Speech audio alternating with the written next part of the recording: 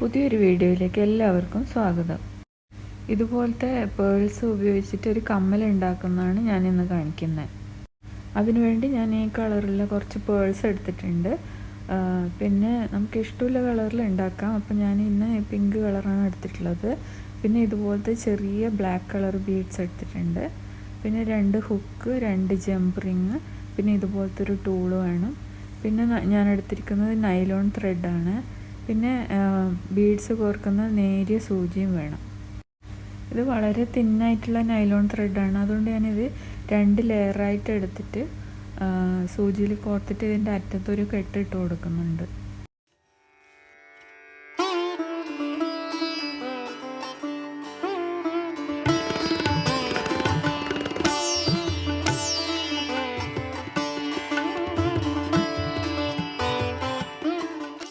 ഇനി നമുക്ക് ഈ നൈലോൺ ത്രെഡിൽ ഈ പിങ്ക് കളർ പേളും അതുപോലെ ഈ ബ്ലാക്ക് കളർ ബീഡും ഓരോന്നോരോന്ന് ഇടവിട്ടിട്ട് കോർത്ത് കൊടുക്കുക. അപ്പോൾ 6 എണ്ണം വെച്ചിട്ടാണ് ഞാൻ രണ്ടും കോർത്തിരിക്കുന്നത്.